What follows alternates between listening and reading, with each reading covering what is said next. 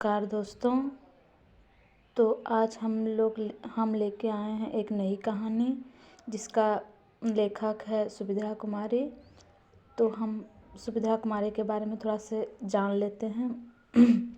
सुभद्रा कुमारी का जन्म नाग पंचमी के दिन 16 अगस्त 1904 को इलाहाबाद उत्तर प्रदेश के निकट निहालपुर गांव में एक संपन्न परिवार में हुआ था। सुभद्रा कुमारी को बचपन से ही काव्य ग्रंथ से विशेष लगाव एवं रुचि था। आपका विद्यार्थी जीवन प्रयाग में ही बीता।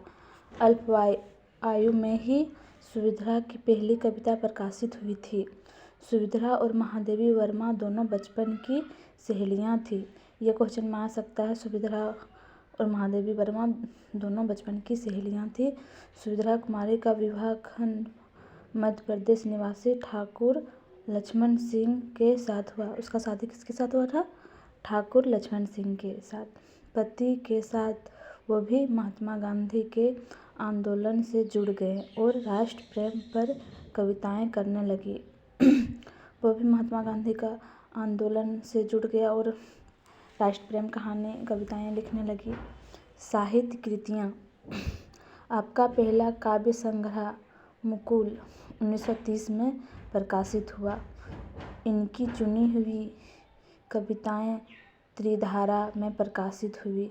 झांसी की रानी इनकी बहुचरित रचना है। कविता अनोखा दान, आराधना, इसका रोना, अपेक्षा, उल्सा, कलह कारण, कोयल, खिलौने वाला, चलते समय, चिंता, जीवन फूल, झांसी की रानी की समाधि पर, झांसी की रानी, झिलमिल तारे, ठुकरा दो या प्यार करो, तुम, नीम, परिचय, पानी और धूप, पूछो, प्रतीक्षा, प्रथम दर्शन, प्रभु तुम मेरे मन की जानो, प्रीतम से, फूल के प्रति, विदाई, भ्रम, मधुमय प्याली। तो मधु में प्याली के बाद क्या है? मुरझाया फूल, मेरा गीत, प्रेम जीवन, मेरा नया। उसके बाद क्या है? बचपन, मेरी टिक, मेरी मथिक, मेरे प्रथिक है, प्रथिक, यह कदम का पेड़, टू, यह कदम का पेड़, विजयी, मयूर, विदा, वीरों का हो कैसा वसंत, वीरों का हो कैसा वसंत, वंदना, याकुल, चाह, संपन्न, साध, स्वदेश के प्रति, जलियांवाला बाग में बसंत। सुभद्रा जी को प्राय उनके काव्य के लिए ही जाना जाता है, लेकिन उन्होंने राष्ट्र आंदोलन में भी सक्रिय भागीदारी की और जेल यात्रा के पश्चात आपके 3 कहानी संग्रह भी प्रकाशित हुए जो निम्नलिखित हैं। सुभद्रा जी का 3 कहानी संग्रह भी प्रकाशित हुआ, जो बिखरे मोती, उन्मादनी। बिखरे मोती कब लिखा था? 1932 में। उन्मादनी 1934 में। सीधे साधे चित्र 1937 में,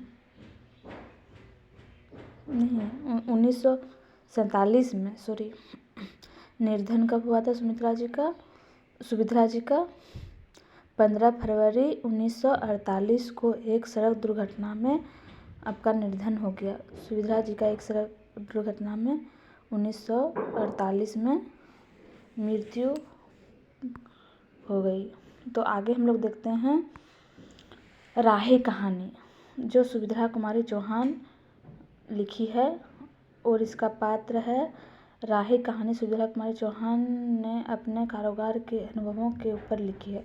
ये जो राही कहानी है वह कारागार के अनुभवों के ऊपर लिखी गई है। कहानी के पात्र हैं राही, एक गरीब औरत जिसे चोरी के जुर्म में कैद किया गया था। और दूसरा है अनीता, एक अमीर घर की महिला जो स्वतंत्रता संग्राम में क्रांतिकारी गतिविधियों के कारण जेल गई थी। कहानी के केवल 2 ही केंद्रीय पात्र हैं, एक राही और दूसरी अनीता। इन दोनों के बीच के वार्तालाप के साथ ही कहानी भी चलती है। कहानी की शुरुआत प्रश्नावली के रूप में होती है, जहां अनीता राही से जेल की जुर्म में आने का और उससे जुड़ी सारी तमाम बातें पूछती है। राही ने अपने भूखे बच्चे के पेट भरने के लिए 5 सेर अनाज की गठरी चुराई और उसी के जुर्म में कारावास में थी। राही के पीछे उसके बच्चे की देखभाल करने वाला भी कोई न था। उसका पति पुलिस से मार से मारा गया था। इस जुर्म के लिए उसे 1 वर्ष तक कारावास में सजा काटनी थी। राही कौन जात का था? मंगरोरी जात की थी। कहानी में राही की स्थिति जानकर अनीता को इस वर्ग संघर्ष से परेशानी होती है, जहाँ किसी को पेट भर खाने तक के लिए चुनौती का सामना करना पड़ रहा है। तो ये थोड़ा सा कहानी के बारे में था। तो आगे हम लोग देखते हैं कहानी, शुरुआत करते हैं। क्या है कहानी? तो अनीता पूछती है राही से, तेरा नाम क्या है? राही, तुम किस अपराध में सजा हुई? चोरी की थी सरकार। चोरी? क्या चोरी था? अनाज की गठरी। कितना अनाज था? होगा 5-6 सेर। और सजा कितने दिन की है? साल भर की। तो तूने चोरी क्यों की? मजदूरी करती तब भी दिन भर में 3-4 आने पैसे मिल जाते। हमें मजदूरी नहीं मिलती सरकार। हमारी जाति मंगरोरी है। हम केवल मांगते खाते हैं और भीख न मिले तो फिर चोरी करते हैं। उस दिन घर में खाने को नहीं था, बच्चे भूख से तड़प रहे थे। बाजार में बहुत देर तक मांगा बोझा ढोने के लिए टोकरा लेकर भी बैठ रही, पर कुछ नहीं मिली। सामने किसी का बच्चा रो रहा था। उसे देखकर मुझे अपने भूखे बच्चे की याद आ गई। वहीं पर किसी की अनाज की गठरी रखी थी। उसे लेकर अभी भाग ही रही थी कि पुलिस ने पकड़ लिया। अनीता, फिर तूने कहा नहीं कि बच्चे भूखे थे इसलिए चोरी की? संभव है इस बात से मजिस्ट्रेट कम सजा देते। राही, हम गरीब की कोई नहीं सुनता सरकार।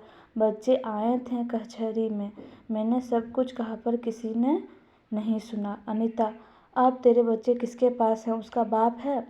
राही, उसका बाप मर गया सरकार। जेल में उसे मारा था और वही अस्पताल में वह मर गया। अब बच्चों का कोई नहीं। अनीता, तो तेरे बच्चों का बाप भी जेल में ही मारा। वह क्यों जेल आया था? राही, उससे तो बिना कसूर के ही पकड़ लिया था सरकार। ताड़ी पीने को गया था। 2-4 दोस्त उसके साथ थे।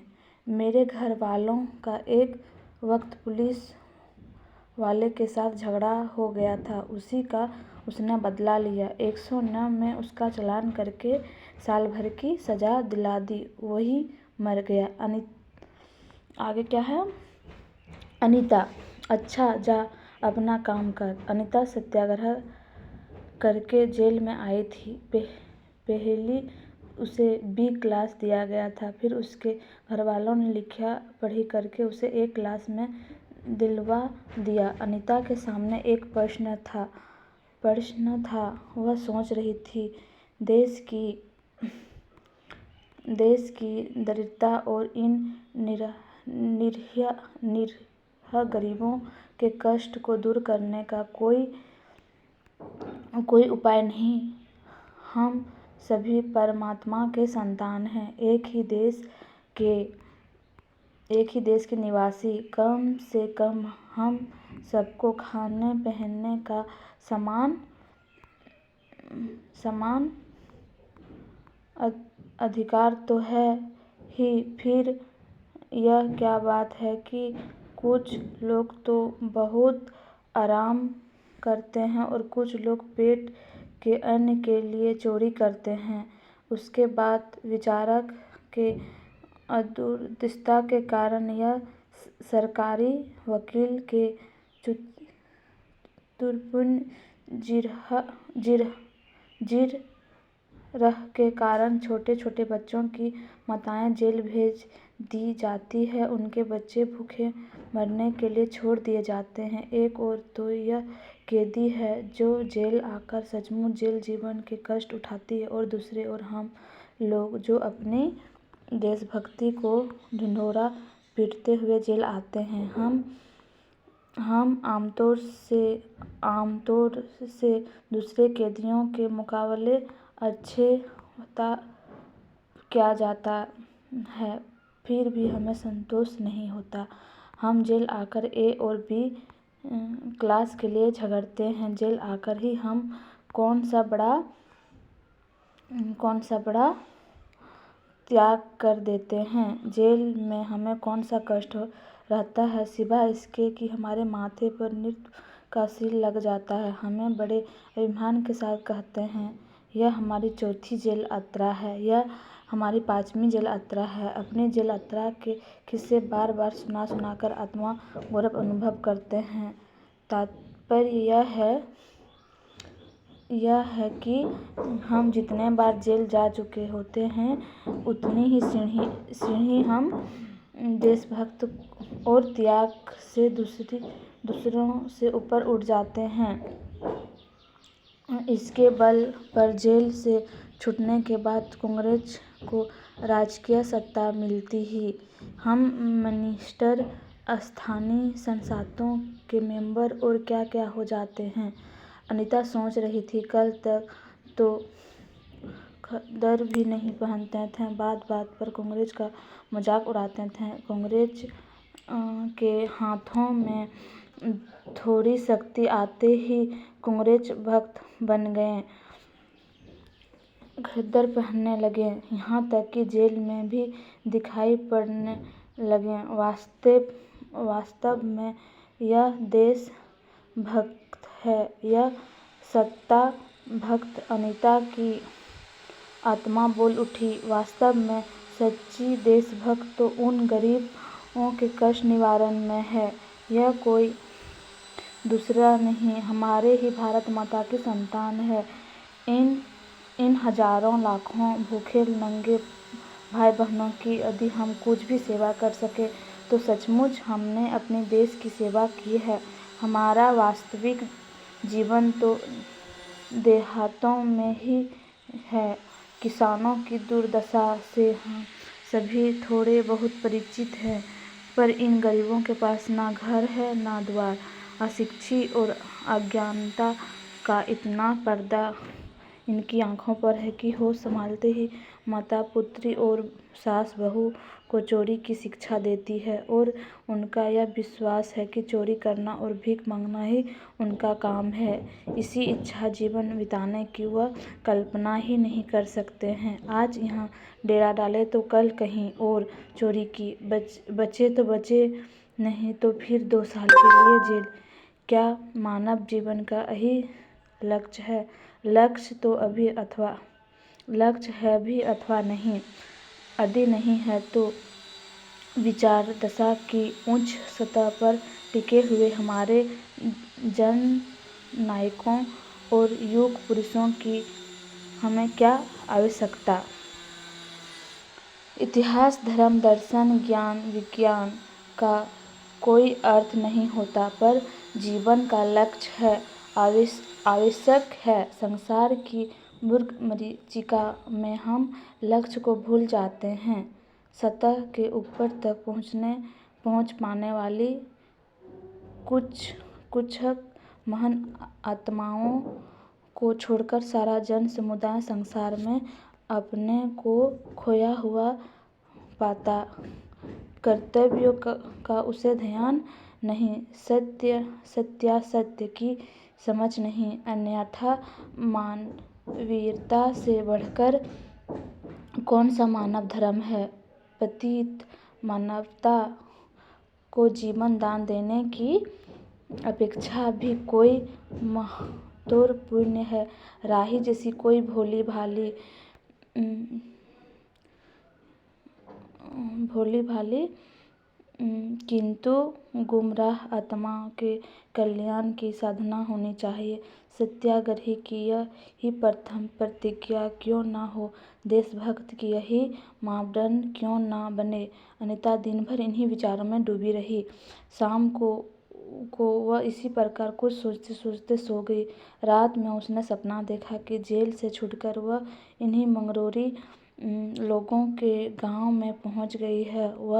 उसने एक छोटा सा आश्रम खोल दिया है। उसी आश्रम में एक तरफ छोटे छोटे बच्चे पढ़ते हैं और स्त्री सूत काटती है, दूसरी तरफ मर्द कपड़ा बुनते हैं और रुई धुनते हैं। शाम को रोज उन्हें धार्मिक पुस्तक पढ़ा कर सुनाई जाती है और देश में कहाँ क्या हो रहा है यह सब सरल भाषा में समझाया जाता है। वही भीख मांगने और चोरी करने वाले लोग अब आदेश ग्रामवासी हो रहे हैं। रहने के लिए उन्हें छोटे छोटे अपना घर बना लिया है। राही के अनाथ बच्चों को अनीता अपने साथ रखने लगी। अनीता ही सुख संपन्न देख रही थी, सुख स्वप्न देख रही थी। सुबह 7 बजे तक उसकी नींद नहीं खुली। अचानक एक स्त्री जेलर ने उसे आकर जगा दिया और बोली, आपके पिता बीमार हैं, अब बिना शर्त छोड़ी जा रही है। अनीता अपने स्वप्न को सच्चाई में परिवर्तित करने के लिए एक मधुर कल्पना ले घर चली गई। तो यह कहानी इतना ही है। अनीता सपना में देखी कि हम राही का बच्चा को अपना बच्चा मतलब अनाथ बच्चों को अपना बच्चा ही कर लिए हैं और एक आश्रम खोला। उसमें लड़की सब क्या करती थी, सूट काटती थी औरत सब, और स्त्री और पुरुष सब कपड़ा बुनते थे, रुई धुनते थे। यही सब वो सपना में अनीता देखी। और सुबह हुआ तो उसे बेल मिल गई, जेलर ने आकर के जगाया और वो मधुर कल्पना लेकर घर चले गई। तो आज का ये छोटा सा कहानी अब लोग को कैसे लगा कमेंट में बोलिएगा। और मेरे चैनल को लाइक सब्सक्राइब कर दीजिएगा। तो आगे कौन सा कहानी चाहिए बोलिएगा। जय हिंद, जय भारत।